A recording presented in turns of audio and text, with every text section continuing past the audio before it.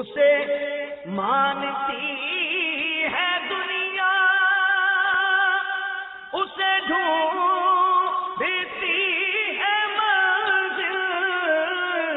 رہے عشق مصطفیٰ پہ جو غلام چل رہا ہے۔ سیدی قطب مدینہ میرے آقا نعمت پنجابی تھے، پنجابی میٹھے بھی بہت لگتے ہیں میرے کو، اور پٹھان بھی اچھے لگتے ہیں کہ میرے اعلیٰ حضرت پٹھان تھے۔ پنجابی بھی میرے ہیں، پٹھان بھی میرے ہیں، لیکن میں باپا ہوں تو سمجھاؤں گا تو صحیح نا، باپا تو بچوں کو ڈانٹتا بھی ہے۔ ویسے بابا یہ بات بھی دیکھی ہے، جہاں جہاں پنجاب میں یا کہیں یہ پٹھانوں میں کہیں جانا ہوا تو الحمدللہ علی احسان ان کو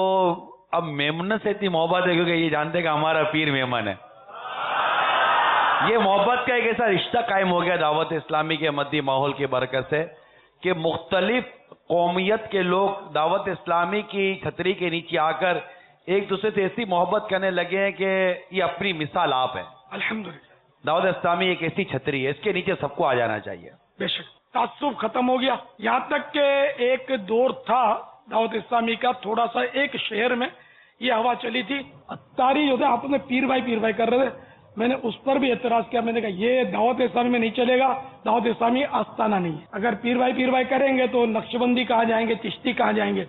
پھر دوسرے پیروں سے جو مرید ہو کر قادری ہیں وہ کہاں جائیں گے، مجھے تو سب چاہیے، مجھے مسجد اور تحریک چلانی ہے نا، مسجد اور تحریک انشاءاللہ عز و جل۔ تو یہ پیری مریدی اپنا سائیڈ بزنس ہے، یوں سمجھ لو، وہ دعوت اسلامی میں سب کو علاوہ ہے، دعوت اسلامی نقشبندیوں کی بھی ہے، چشتیوں کی بھی ہے، سور وردیوں کی بھی ہے، اور جو کسی پیر کا مرید نہیں ہے اس کی بھی ہے، دعوت اسلامی سب کی ہے۔ اسے مانتی